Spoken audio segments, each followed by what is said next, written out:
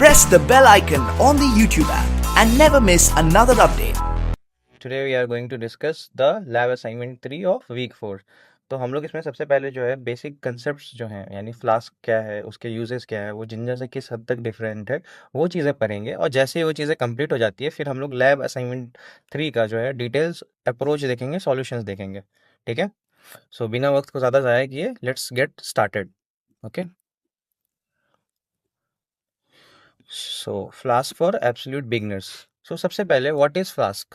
ठीक है, तो फ्लास्क जो है ये एक पाइथन बेस्ड माइक्रोवेव फ्रेमवर्क है। ठीक है, इसका यूज़ हम लोग इसलिए करते हैं, इसका यूज़ हम लोग ऐप्स और वेबसाइट बनाने में यूज़ करते हैं।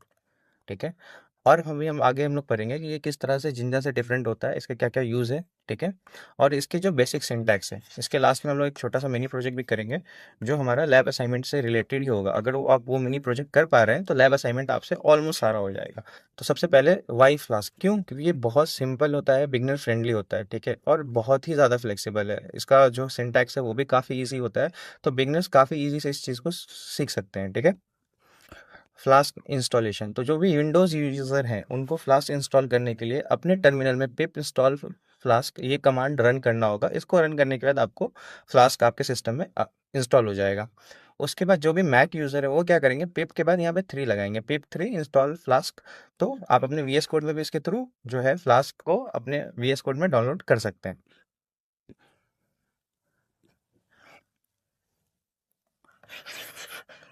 तो बिना टाइम लिए हम लोग चलते हैं अपने एडिटर की तरफ और एक छोटा सा एग्जांपल देखते हैं फ्लास्क का।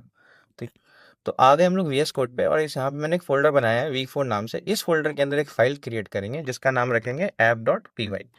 ठीक है, अब इसमें क्या करना है ना, हम लोग सबसे बेसिक जो फ्लास्क एप्लीकेशन है उसका कोड लिखते हैं। तो सबसे पहले क्या करना है, फ्रॉम फ्लास्क इम्पोर्ट फ्लास्क। ये चीज़ हम लोग क्यों लिख रहे हैं अभी इसको हम लोग डिटेल में देखेंगे। ठीक है, थोड़ा जूम कर लेते हैं इस चीज़ को, क्लैरिटी हो जाए। ओके, उसके बाद क्या करना है ना, यहाँ पे ऐप इक्वल्स टू फ्लास्क और ब्रैकेट में नेम। ठीक है, उसके बाद आपको क्या करना है, हमें एक रूट क्रिएट कर लेना है जिसके थ्रू ये जो है ये वेबसाइट जो है ये एक्सेस होगा। तो ऐप डॉट रूट। ओके, और ये स्लैश में आपको कर देना है और एक फंक्शन डिफाइन करते हैं। ठीक है, तो मैंने एक फंक्शन डिफाइन किया है डेफ होम। ठीक है, और मैंने उसमें रिटर्न क्या करा दिया, हेलो वर्ल्ड। तो ये जो डेफ होम है ये हेलो वर्ल्ड को रेंडर करके देगा। ठीक है, अब इसको रन करने के लिए हम लोग क्या कर सकते हैं, if name equals to main. ठीक है, और ऐप डॉट रन। ठीक है, ऐप डॉट रन सिर्फ अगर हम लोग ऐप डॉट रन भी कर देंगे ना इस चीज़ को, ठीक है, तो भी हमारा कोड परफेक्टली रन हो जाएगा। सिर्फ इतना भी कर लेते हैं अगर हम लोग तो कोड परफेक्टली रन हो जाएगा। अब हम लोग आगे जो है ना इसको रन करने के बाद हम लोग देखेंगे कि यहाँ पे जो डीबग इक्वल्स टू ट्रू लिखते हैं इसका क्या मीनिंग होता है। ठीक है,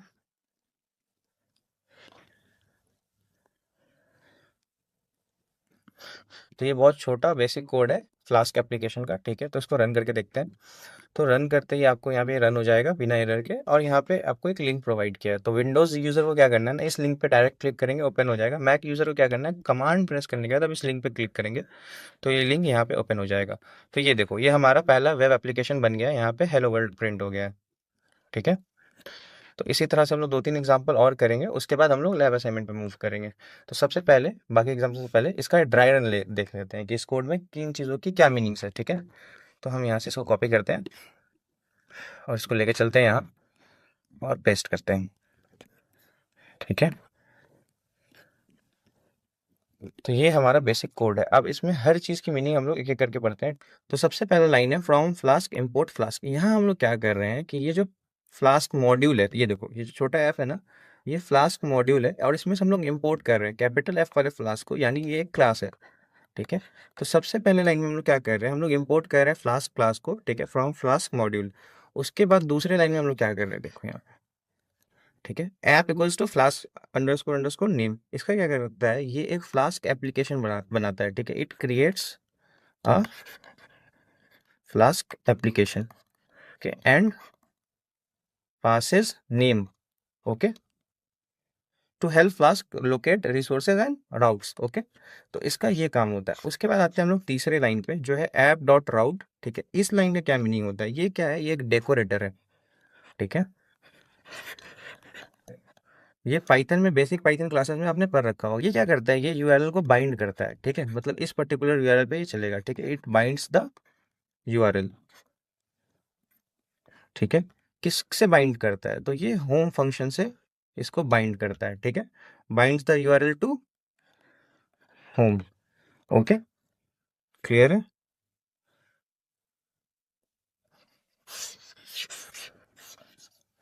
और यहाँ जो लास्ट लाइन है रिटर्न हेलो वर्ल्ड, ये जो है ये रेंडर हो जाएगा जिस रिटर्न फंक्शन के अंदर। जैसे हम लोग पाइथन के अंदर कोई कोड लिखते हैं और उसको फिर रेंडर करा लेते हैं ना रिटर्न करने से, तो ये रिटर्न फंक्शन इस चीज़ को रेंडर करा देगा वेबसाइट पे। और लास्ट में ये जो है if app equals to main, ठीक है, ये क्या करता है, ये इंश्योर्स, ठीक है, ये इंश्योर करता है कि जो हमारा ऐप है वो रन करेगा, ठीक है, जब भी स्क्रिप्ट को एग्जीक्यूट किया जाए, ठीक है, डायरेक्टली। उसके बाद यहाँ पे देखें ऐप डॉट रन, अगर मैं सिर्फ ऐप डॉट रन भी लिख दूं, ठीक है, तो भी मेरा कोड चल जाएगा। तो बट यहाँ पे डिबग इक्वल्स टू ट्रू क्यों लिखा है और डिबग इक्वल्स टू फॉल्स क्या होता है, इन दोनों में क्या डिफरेंस है, क्या मीनिंग है, ये काफ़ी ज़्यादा इंपॉर्टेंट है और इंटरव्यूज में और वाइवा में आपसे पूछा जा सकता है, ठीक है। ये डिबग इक्वल्स टू ट्रू हम लोग करते हैं, ठीक है, टू एनेबल एरर मैसेजेस, ठीक है। तो अगर मैंने डिबग इक्वल्स टू ट्रू कर दिया है तो जब भी मेरे कोड में कोई गलती होगी तो वो शो कर देगा, ठीक है। और अगर मैंने डिबग इक्वल्स टू फॉल्स किया है तो वो शो नहीं करेगा, ठीक है। तो ये एरर मैसेज देता है और ये क्या करता है, एक चीज़ और ये करता है, ये करता है इस चीज़ को ये सेव कर लेता है ऑटोमेटिकली, ठीक है, मतलब जैसे ही हमने कोड में कुछ चेंज किया तो वो ऑटोमेटिकली उसको सेव कर लेगा। और डिबग इक्वल्स टू फॉल्स क्या करता है, ये हम लोग तब यूज़ करते हैं जब हम नहीं चाहते हैं कि यूज़र जाने कि क्या मिस्टेक हुआ है कोड में, ठीक है। तो जब भी बात आएगी डेवलपमेंट की, तो डेवलपमेंट में आप debug equals to true use करेंगे। और जब भी प्रोडक्शन की बात आएगी तो प्रोडक्शन में डिबग इक्वल्स टू फॉल्स होगा, ठीक है। ये एक बेसिक सा क्लास कोड था। अब हम लोग देखते हैं लैब असाइनमेंट के बारे में। तो कुछ चीज़ें आपको लैब असाइनमेंट सबमिट करने से पहले जहन में रखनी है। सबसे पहले जो आपके लैब असाइनमेंट का नाम होगा, सारे फाइल्स एक जिप फोल्डर में होने चाहिए और उस जिप फोल्डर का नाम आपके रोल नंबर पे होगा, ठीक है।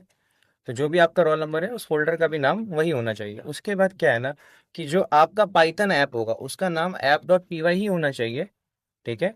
और जितने भी जो फाइल्स हैं, HTML फाइल्स हैं, CSS फाइल्स हैं, वो सारे टेम्पलेट्स फोल्डर के अंदर होने चाहिए, ठीक है। और फोल्डर का नाम टेम्पलेट्स होगा, ठीक है। और यहाँ से कुछ चीज़ें हैं जो आप देख सकते हैं। सबसे पहली बात कि यहाँ पे कुछ कोड्स के ब्लॉक्स हैं तो आपको पहले से दे रखे हैं, आपको इनमें कोई चेंजेस नहीं करने हैं और इन्हीं का यूज़ करके आपको अपना लैब असाइनमेंट कंप्लीट करना है, ठीक है। तो शुरू करते हैं। सबसे पहले देखते हैं हम लोग कि हमें क्या बनाना है। हमें एक बनाना है इंटर द डिटेल बनाना है, मतलब एक पेज होगा जिस इंटर द डिटेल्स होगा, ठीक है।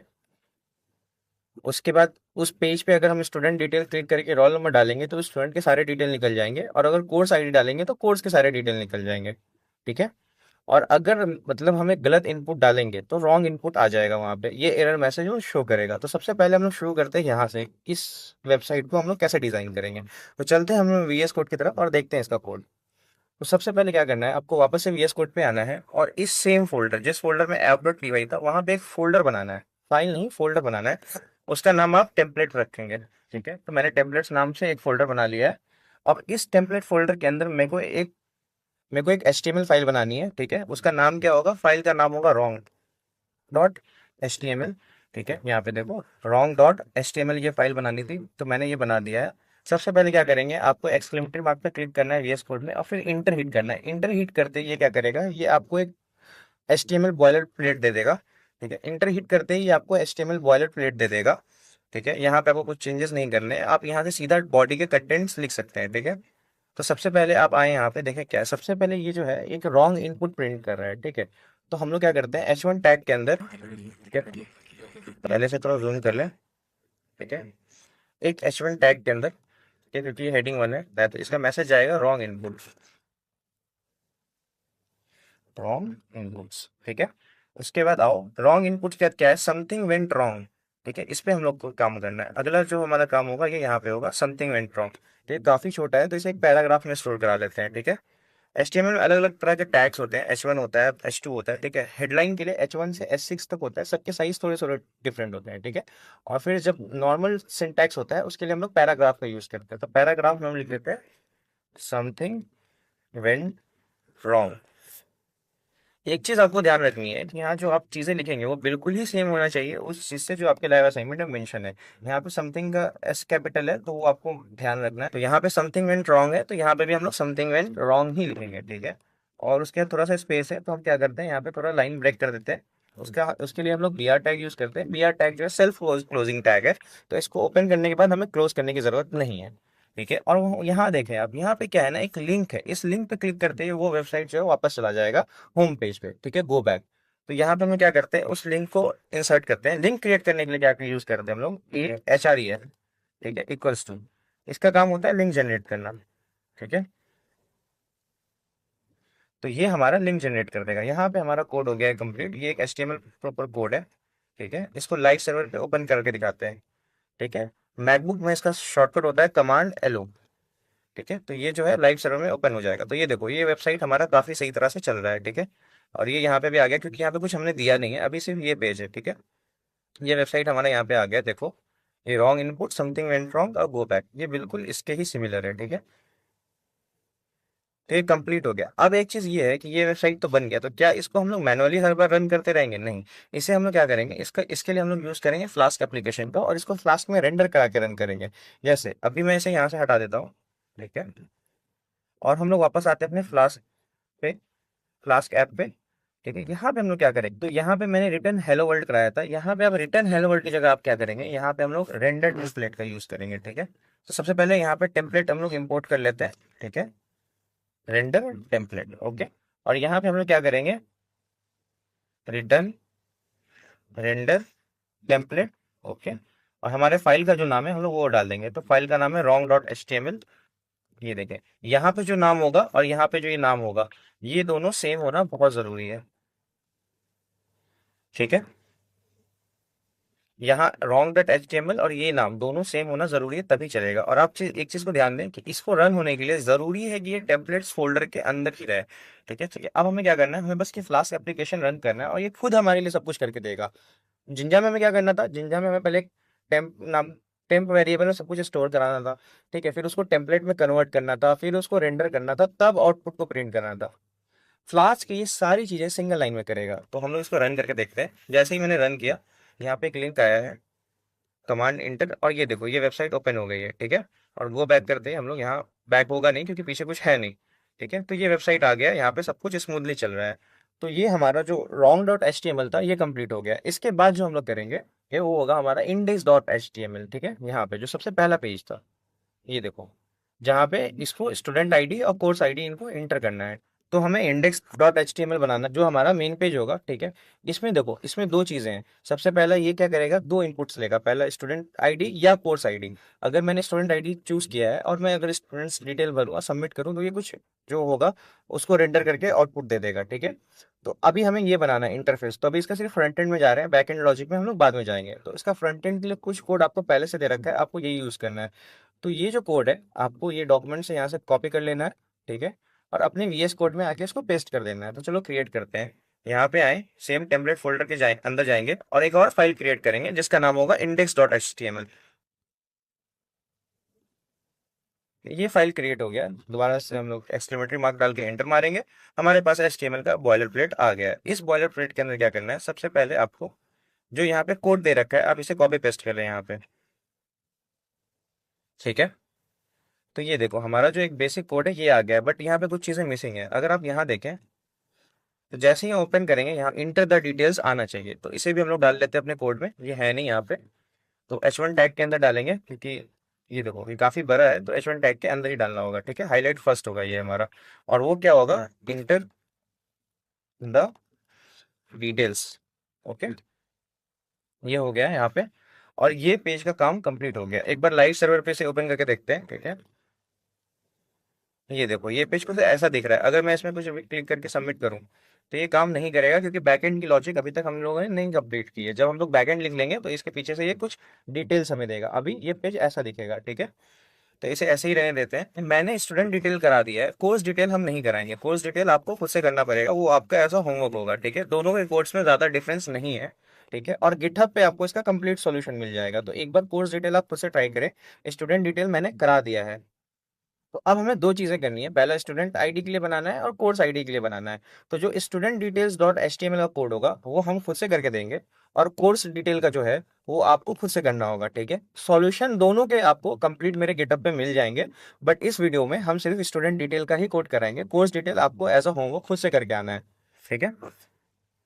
तो हम लोग आते हैं, सबसे पहले देखते हैं, ये देखो स्टूडेंट डिटेल में क्या है ना, कि हमें क्या करना है, एक टेबल क्रिएट करना है और उसके अंदर वैल्यूज होंगी। और ये देखें, इस चीज का ध्यान रखें कि ये एक स्टैटिक फाइल नहीं होगा, ठीक है, ये एक डायनेमिक वेबसाइट है। तो जैसे ही अगर हम स्टूडेंट आईडी चेंज करेंगे, 101 की जगह 102 करेंगे, तो यहाँ सारी जगह 102 हाईलाइट हो जाना चाहिए, और ये मार्क्स चेंज होंगे और टोटल मार्क्स भी चेंज होगा। तो इस चीज को आपको ध्यान में रखना है। तो उसके लिए हम लोग क्या करेंगे, जिंजर टेम्पलेटिंग का भी यूज करेंगे, ठीक है। तो हम लोग देखते हैं सब कुछ। पिछले लेक्चर में भी मैंने जिंजर टेम्पलेटिंग डिटेल्स में पढ़ा दिया है, अगर आपको यहाँ कुछ कंफ्यूजन हो तो इट इज सजेस्टेड कि पहले आप वो वीडियो देख के आए, फिर आप इस वीडियो को कंप्लीट करें।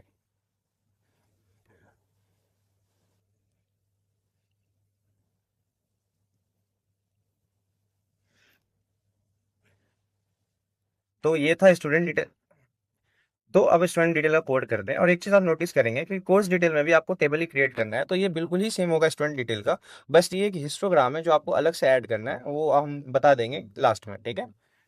तो चलते हैं, सबसे पहले हम लोग कोड करना शुरू करते हैं स्टूडेंट डिटेल्स। तो स्टूडेंट डिटेल्स के लिए जो बॉयलर प्लेट है वो आपको पहले से गिवन है, यहाँ आप देखें, ठीक है। तो ये बॉयलर प्लेट हमें गिवन है, इस बॉयलर प्लेट को हम लोग को कॉपी कर लेना है और इसको जाके अपने VS कोड में पेस्ट कर देना है, ठीक है। चलो यहाँ पे शुरू करते हैं कोड करना। सबसे पहले स्टूडेंट डिटेल्स नाम से, ठीक है, सेम एक फाइल बनाएंगे।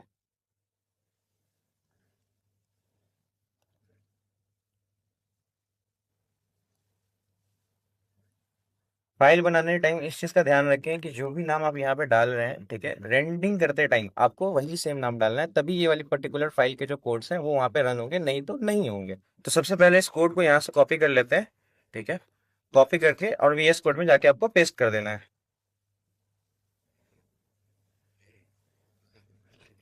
सबसे पहले यहाँ पे हम लोग सेम चीज करेंगे, ये बॉयलर प्लेट बना लेंगे और यहाँ पे इसको पेस्ट कर देंगे कोड को। और मैथ में शॉर्टकट होता है Shift+Option+F, जिससे ये पूरा अलाइनमेंट में आ जाएगा, ठीक है। तो ये अभी तक हमारा कोड कुछ ऐसा दिख रहा है।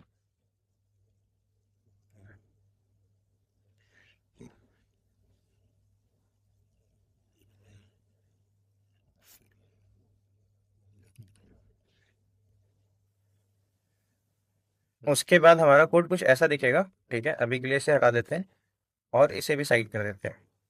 चलो, सबसे पहले क्या हो गया है, ये वेबसाइट ओपन होगी, ठीक है। हम लोग यहाँ आते हैं स्टूडेंट डिटेल्स में, H1 टैग के अंदर स्टूडेंट डिटेल्स हम लोग डालेंगे, ठीक है, जो यहाँ है नहीं। तो बॉडी के अंदर फिर से H1 टैग लगाते हैं और उसमें स्टूडेंट डिटेल्स लिख देते हैं, ठीक है। अब हम लोग आते हैं, यहाँ पे हमारा कोड दे रखा है, ठीक है। ये पे टेबल बॉर्डर्स टू जो है ये लेंथ, ये देखो ये बॉर्डर्स के बीच में कितनी स्पेसिंग होगी, ठीक है, उसके बारे में। तो ये कोड हमारा पहले से दे रखा है, हमें चेंज कहाँ करना है, हमें चेंजिंग यहाँ पे करना है, ठीक है।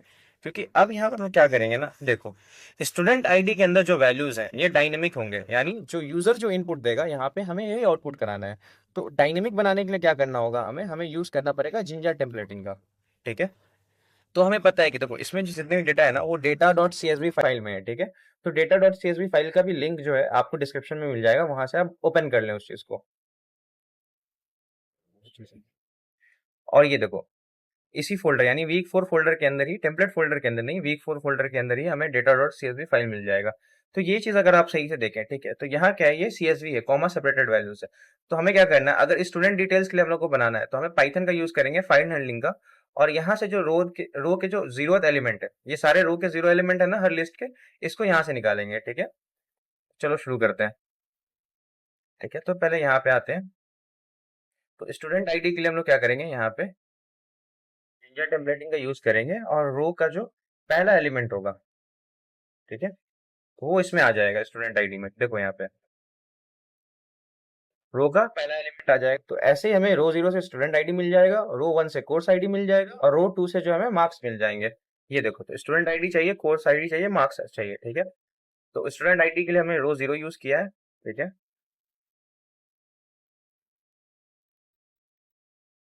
इसे यहाँ से कर लेते हैं कॉपी, ठीक है, और कर देते हैं यहाँ पेस्ट, ठीक है। कोर्स आईडी के लिए हमें रो 1 करना पड़ेगा और मार्क्स के लिए रो 2 करना पड़ेगा, ठीक है। यहाँ तक हमारा सब कुछ कंप्लीट हो गया। फिर अब यहाँ पे देखें, ये तो पूरा स्टैटिक है, ठीक है। तो हर कोड में जो है ये चीजें जो है, ठीक है, ये चीजें सारे स्टूडेंट डिटेल्स के लिए सेम होंगी। तो हमें क्या करना है, एक लूप चलाना है, ठीक है, जो पूरा इसके लिए रन करेगा। तो चलो लूप का कोड लिखते हैं।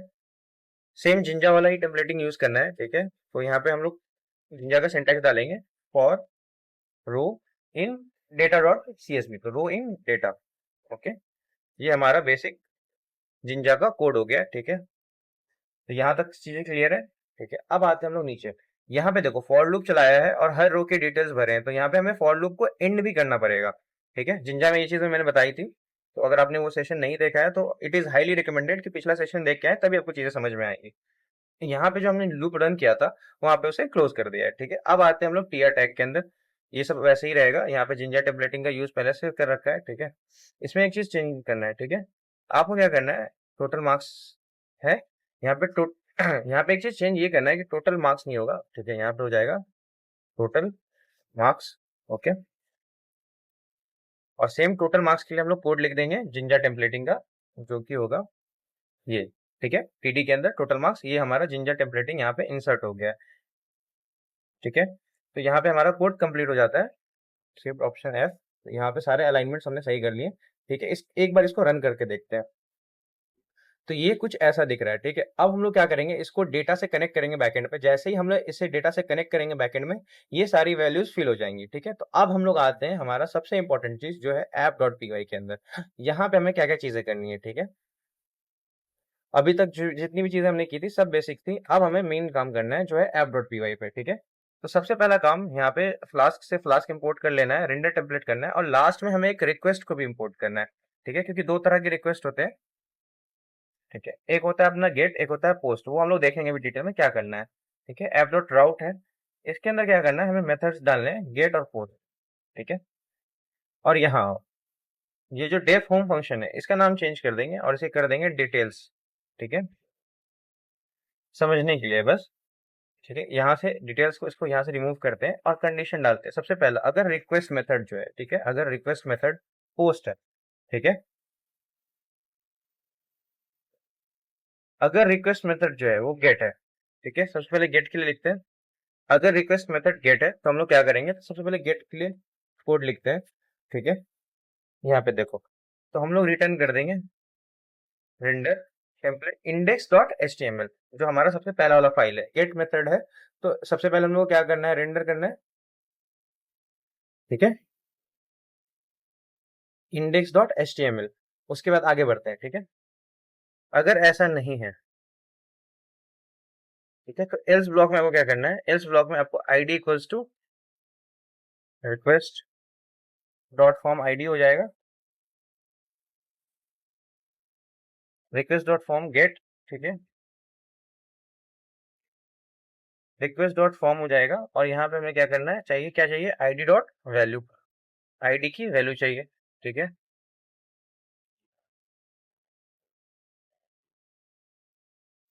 इफ आईडी इक्वल्स टू, ठीक है, अगर आईडी में कुछ नहीं डाला यूजर ने, ठीक है, मतलब उसने कुछ भी इनपुट नहीं डाला, यानी रॉन्ग इनपुट डाला है, ठीक है, तो हमें क्या करना है, रिटर्न द टेम्पलेट, ठीक है। उसके अंदर हमें क्या रिटर्न करना है, wrong dot H T M L, ठीक है। क्योंकि अगर यूजर ने एम्प्टी वैल्यू डाली है, ठीक है, मतलब कुछ भी नहीं डाला है, इसका मतलब उसने रॉन्ग डिटेल डाली है, तो ये होगा। अभी इसको यहाँ लेके जाते हैं हम लोग, ठीक है। इफ कंडीशन हो गया है। और एक चीज, आईडी जो होगा वो इक्वल्स टू हो जाएगा इंट ऑफ आईडी के, क्योंकि जो आईडी की वैल्यू है उसको इंटीजर में हमें कन्वर्ट करना है, ठीक है। और data to an empty list, यहाँ पे हम लोग एम्प्टी लिस्ट क्रिएट करेंगे और धीरे धीरे यहाँ से डेटा एक्सट्रैक्ट करके इस लिस्ट में भेजेंगे। और बाद में हमें इसी डेटा को प्रिंट कराना है। मतलब अगर मैंने तुमसे पूछा, तुम क्या करोगे, जैसे मान लो मैंने बोला 1001 के मेरे को सारे डिटेल्स चाहिए, तो 1001 यहाँ भी है, यहाँ भी है, और भी कहीं पे होगा, तो तुम क्या करोगे, पाइथन का लूप्स का हेल्प लोगे और यहाँ पे क्या करोगे, तुम यहाँ पे एक एम्प्टी लिस्ट बनाओगे और 101 की जितने भी डेटा वैल्यूज हैं उनको इस लिस्ट में अपेंड कर दोगे, और लास्ट में हमें इसी लिस्ट को रिटर्न कराना है, ठीक है। तो वो कैसे करेंगे, तो अभी मैंने एम्प्टी लिस्ट क्रिएट कर लिया विद ओपन इसका यूज करके हम लोग क्या करते हैं, जो हमारा डेटा डॉट सीएसवी इसको ओपन कराएंगे पाइथन में, ठीक है। क्या नाम है फाइल का, वो डालेंगे सबसे पहले, तो डेटा डॉट सीएसवी, ठीक है, ये हमारे फाइल का नाम है। किस मोड में इसको ओपन करना है, तो लास्ट क्लास में फाइल एंडिंग में मैंने बताया था कि इसे हम लोग रीड मोड में ओपन करेंगे, रीड एज फाइल करेंगे, ठीक है। उसके बाद file dot read line, one by line ये सारी लाइंस को रीड करेगा। ठीक है, अब क्या करेंगे, एक लूप चलाएंगे जो उस पूरे इसको, वो यहां से लेके लास्ट तक जितनी भी लाइन है सबको रीड करेगा। तो उसके लिए लूप का कंडीशन लिखते हैं फॉर रो इन फाइल, क्योंकि हमारे फाइल का नाम अभी जो हमने बनाया है उसका नाम क्या रखा है, फाइल रखा है। ठीक है, इसमें क्या करना है, ठीक है, अब रो के लिए हमें कोड लिखना है, रो इक्वल्स टू लिस्ट, और इसके अंदर क्या करना है, हमें मैप करते जाएंगे सारे वैल्यू को। तो सब वैल्यू को क्या करेंगे हम लोग, पहले स्प्लिट करेंगे, जितने भी जो कॉमा से सेपरेटेड वैल्यू है इनको स्प्लिट करेंगे, पहले इसे एक वैल्यू बनाएंगे और इसे एक वैल्यू बनाएंगे, और इन सबको कन्वर्ट करेंगे इंटीजर में। ठीक है, तो उसके लिए हम लोग इस फंक्शन का यूज करते हैं, लिस्ट मैप। ठीक है, किस में कन्वर्ट करना है, इंटीजर में कन्वर्ट करना है, और क्या करना है, ठीक है, तो रो डॉट स्ट्रिप स्प्लिट, किसके बेसिस पे स्प्लिट करना है, कॉमा के वैल्यू पे। ठीक है, तो ये यहाँ पे हमारा कोड कंप्लीट हुआ है। अब हमें क्या करना है कि अगर रो डबल इक्वल्स रो जीरो, ठीक है, डबल इक्वल्स टू आईडी हो जाएगा। ठीक है, तो data dot append, data dot append row, इससे क्या होगा कि अब जो सारी वैल्यूज हैं ये जो हमने ये बनाया है एम्प्टी लिस्ट बनाया है उसमें जाके अपेंड हो जाएंगी। ठीक है, अब यहाँ हम लोग वापस आते हैं। ठीक है, अगर length of data if not data, यानी अगर डेटा में नहीं है, ठीक है, तो हमें क्या करना है, return render template wrong HTML, मतलब अगर उसने कोई ऐसी वैल्यू डाली है जो इसमें है ही नहीं, तो दोबारा से हम लोग क्या करेंगे, रॉन्ग एचटीएमएल को रेंडर कर देंगे। ठीक है, टोटल मार्क्स के लिए कोड करते हैं। तो टोटल मार्क्स जो है हमारा, वो हम लोग कैसे एक्सट्रैक्ट करेंगे, तो उसके लिए सिंपल कोड है, हमें क्या करना है, हमें सम करना है सबका, इसका एक्स के थर्ड इन लिस्ट पे जो वैल्यू है, ठीक है, फॉर एक्स इन डेटा, क्योंकि देखो ये थर्ड वैल्यू है यानी लिस्ट का सेकंड इंडेक्स पे है। ठीक है, तो यहाँ पे करेंगे सेकंड इंडेक्स के लिए लूप चलाएंगे, और यहाँ पे क्या कर देंगे, रिटर्न रिटर्न रेंडर टेम्पलेट। ठीक है, और हमें क्या रिटर्न कराना है, यहाँ पे देखो हमें रिटर्न कराना है student details, student details dot HTML, और डेटा इक्वल्स टू डेटा, यानी डेटा में डेटा की वैल्यू लेगा, और टोटल मार्क्स पे जो वेरिएबल हमने वहां बनाया है, यहाँ देखो मेरे को ओपन करने दो स्टूडेंट डिटेल्स, ये देखो यहाँ देखो, यहाँ पे जो टोटल मार्क्स है वही टोटल मार्क्स हमें यहाँ पे डालने हैं। ठीक है, रेंडर कराना है। तो यहाँ पे कोड कंप्लीट हो गया, लास्ट में हम लोग ऐप डॉट रन कर देंगे। ठीक है, ये if name equals to main लिखना उतना भी जरूरी नहीं है, अगर मैं इसे हटा दूं, ठीक है, अगर मैं इन सबको हटा दूं और सिर्फ ऐप डॉट रन भी कर दूं, ठीक है, तो ये चल जाएगा। बट मुझे क्या चाहिए कि अगर मेरे कोड में कुछ एरर आता है तो हम चाहते हैं कि मेरे को पता भी चले, तो उसके लिए हम डीबग इक्वल्स टू ट्रू करनी है। ठीक है, और अब हम क्या चाहते हैं ना कि एक पर्टिकुलर पोर्ट पे ही ओपन हो। ठीक है, ये लैब असाइनमेंट के लिए मैंडेटरी नहीं है, हम अभी अभी बता रहे हैं अपने सिस्टम में। ठीक है, इसके लिए आप क्या कर सकते हैं कि कोई भी एक पर्टिकुलर पोर्ट सेलेक्ट कर लेते हैं, तो मैंने 5001 कर लिया इसलिए।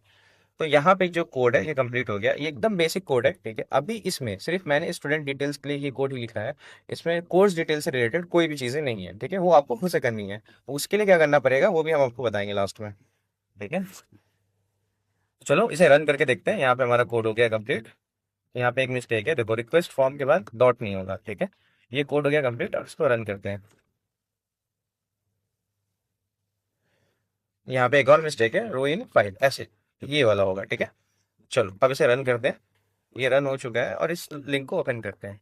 तो ये देखो कुछ इस तरह से हमारा वेबसाइट आ गया बन के। ठीक है, अब इसको चेक करते हैं कि ये रन कर रहा है कि नहीं। तो सपोज करो मैंने इसमें एक एम्प्टी वैल्यू डाल दी है, तो देखो नहीं आया, और क्योंकि हमने डीबग इक्वल्स टू ट्रू किया था, तो यहाँ पे ये दिखा देगा। देखो एक्सेप्शंस क्या है, बैड रिक्वेस्ट एरर की। ठीक है, द ब्राउजर और proxy send a request that this server could not understand. ठीक है, तो ये चीज हमें समझ में आ गया।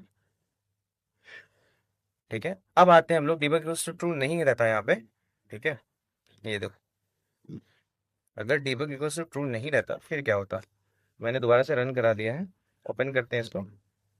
ठीक है, मैं ये देखो कुछ ऐसे ओपन हुआ है, अगर मैं यहाँ पे जीरो डालूं या कुछ भी ना डालूं, ठीक है, अभी हम कुछ भी इनपुट नहीं डाल रहे हैं, सबमिट कर देते, तो ये देखो wrong input something went wrong, ये मेरे को दिखा रहा है। ठीक है, और अभी मैं क्या करूँ ना, अगर यहाँ पे मैंने स्टूडेंट डिटेल में एक वैलिड इनपुट डाली है 1001, और सबमिट करूँ, तो ये देखो ये जाके बैकएंड से सारा लॉजिक लेके आया है, और 1001 के लिए अलग पेज होगा, 1002 के लिए अलग होगा। तो अगर मैं यहाँ पे डिटेल चेंज कर लूँ 1002, तो ये देखो ये डायनेमिकली रिस्पॉन्स कर रहा है, अलग अलग डिटेल्स के लिए अलग अलग तरह से ये टेबल्स बना रहा है। ठीक है, तो this was all about this lab assignment. आपको इतनी ही चीज़ें करनी है। ठीक है, थोड़ा सा चेंजेस आपको करना क्या है कि मैंने यहाँ पे सिर्फ स्टूडेंट डिटेल्स की है, अगर आपको कोर्स डिटेल दे दिए जाए तो उसका कोड आप कैसे करेंगे वो आप एक बार खुद से देख लें। उसका इन शॉर्ट हम आपको बता देते हैं कि शॉर्ट में आपको क्या करना है उसके लिए। तो आते हैं कोर्स डिटेल के लिए। तो देखो कोर्स डिटेल के लिए क्या करना है ना, सबसे पहले आपको क्या करना है, सेम टेबल बनाना है। तो उसी तरह से यहाँ पे मैंने सेम टेबल्स बना लिया है, ठीक है। और एक इमेज डिस्प्ले करना है, ये इमेज डिस्प्ले करना है। वो इमेज हम लोग क्या करेंगे, उस इमेज को हम लोग कैसे डिस्प्ले करते हैं, इमेज एसआरसी यानी सोर्स में इमेज बना दिया है, ठीक है। तो जो हम फाइल सेव करेंगे वो इमेज नाम से ही सेव करेंगे। और लास्ट में गो बैक का ये लिंक है, तो वो लिंक मैंने ऐड कर दिया है, ठीक है। अब आते हैं हम लोग app.py पे।